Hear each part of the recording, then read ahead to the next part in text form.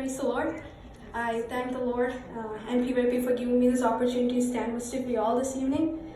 Today I'm going to share a few words on the significance of prioritizing God above all. So the theme for today's PYPA meeting is new beginnings. What do you mean by a new beginning? Well, in terms of the world, it means moving forward but leaving the past behind. Or, in simple terms, Timon from The Lion King says, Hakuna Matata. But in the Bible, a new beginning is defined in Lamentations chapter 3, verses 22 to 24. Lamentations chapter 3, verses 22 to 24. We read, "Through the Lord's mercies, we are not consumed, because his compassions fail not. They are new every morning. Great is your faithfulness. The Lord is my portion, says my soul. Therefore I hope in him." A new beginning is a gift from God. And every new beginning must start with God.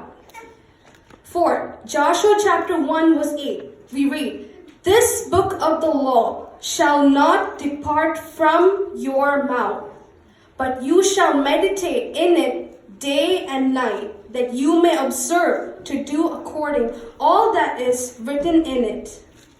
For then you will make your way prosperous, and then you will have good success." Every day, I always make sure that I read the Bible first before using my phone or any other reading material.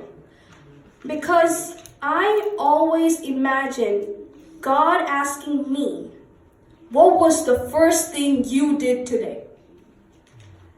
Well, I don't want to be embarrassed before God in saying that I checked if Roger Federer lost to a 20-year-old in the quarterfinals of the Australian Open, which unfortunately happened, or if the Indian cricket team won the one-day international series against Australia this year, which they did.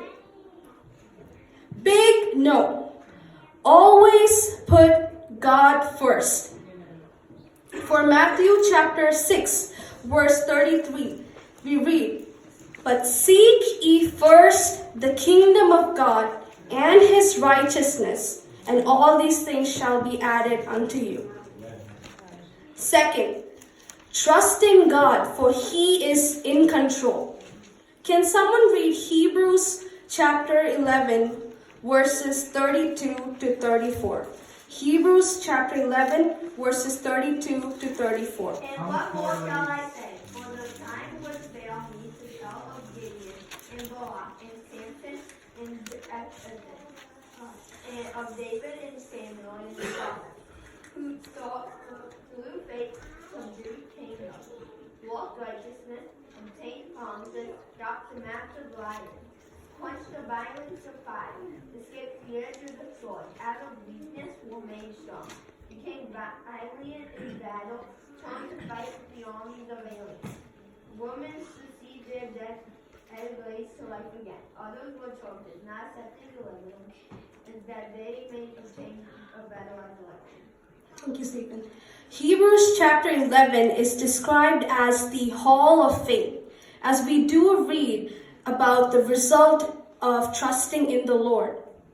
What do we read in Proverbs chapter 3, verses 5 and 6? "Trust in the Lord with all your heart, and lean not on your own understanding. In all your ways acknowledge him, and he shall direct your paths." 2 years ago, back in Bahrain, few months before my family and I moved to the US, I was preparing for my CBSE board exams for grade 10. One of the toughest exams. This exam determined your future, as the results you earn is the key to getting into your preferred stream of course in grade 11 and 12. I worked so hard studying for the boards. which I did take in the month of March. Every time I made sure that I prayed before I started studying and took my test by placing my hand on the textbooks, notebooks, and my test booklet. Exams were finally over and God helped me. Now, the real issue was not completing the exams, but the results. Thinking about the day the results were out was itself making me nervous. And in fact, I even had multiple nightmares of me walking into the exam hall without any preparation. But what I did might sound weird. I gathered all the test booklets that I collected after my exam, placed it in a folder. Every night,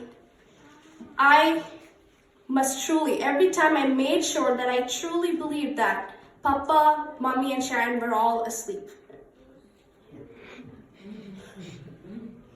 What was funny was I gathered all the text booklets and I would place my hand over it and knelt and prayed. The funny part was if I hear Papa waking up or the lights being turned on, I will literally jump and then hide my booklet and then act as if I'm sleeping. Why this act was strange was because Papa, Mommy, and Sharon did not know about this until last Sunday when I revealed my 2-year-old secret. Finally, the day arrived.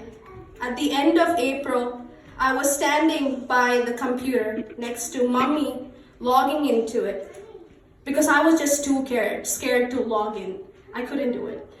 So she logged in and my results were out. God helped me in achieving 100% in all my classes. This was the moment that I had been earnestly praying for and studying for almost a year.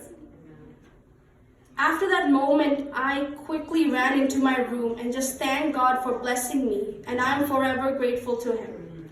And I can truly say that God heard my prayers. What did I learn from this? What do we need to do in times of fear and confusion? Simply trust in the Lord and have faith in Him. When you decide to take the next step, take that step with faith. How do we overcome challenges in life? Let me share with you my favorite verses that encourage and strengthens me every day. Let's all turn to Jeremiah chapter 29, verse 11. Jeremiah chapter 29, verse 11.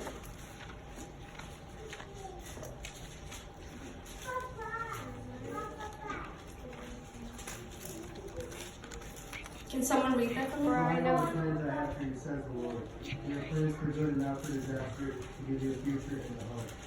In those days when you pray, I will listen. If you look for me wholeheartedly, you will find me. In life, obstacles do rise. And the most important thing is that when obstacles rise, we must always remember that obstacles will only rise when God permits. Always view an obstacle as a test of faith and patience. Next, can someone read Philippians chapter 4, verse 13?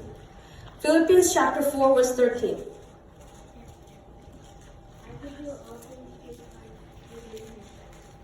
What does the Bible say?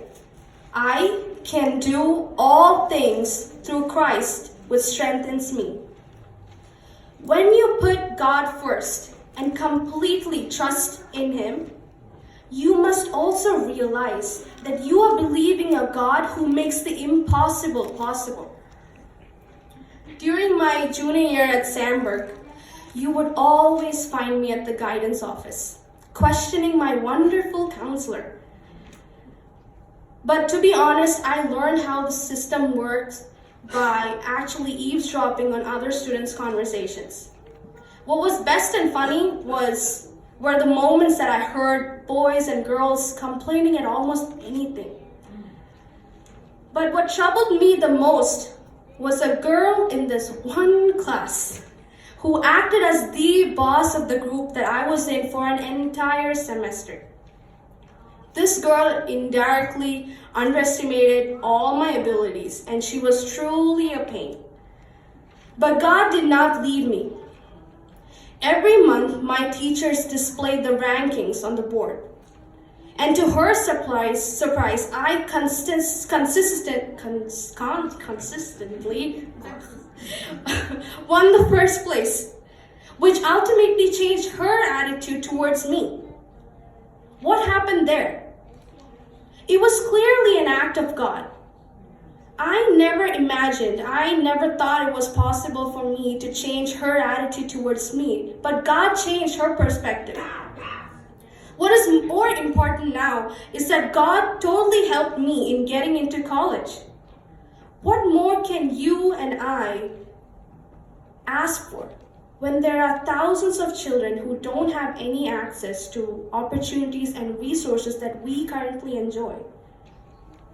What is the key to life? Putting God, our Creator Himself, first. Ezra Taft Benson, who served as the 15th United States Secretary of Agriculture, once said, "When we put God first, all other things fall into their proper place or drop out of our lives." This is the truth. A great example is Eric Liddell. Eric Liddell was a Scottish Olympic gold medalist runner who later chose to be a missionary for Christ in China. At the 1924 Summer Olympics in Paris, Eric refused to compete in his favorite 100-meter race. Why would someone do that, right? Well, he refused to compete because it was held on a Sunday. Everyone was shocked. Guess what happened next? He instead competed in the 400-meter race, which was held on a weekday, and won. Though being a great runner with multiple records, he is well known for this specific decision he made, which was simply putting God first. So, I would like to conclude by saying, look into our own lives.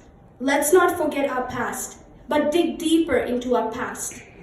Because then we realize that our life has been constantly being molded by the grace of Jesus Christ Himself. So in whatever we do, let's put God first over all, with trust and faith in Him, and He will lead you in the right way. With these words, may God bless you all.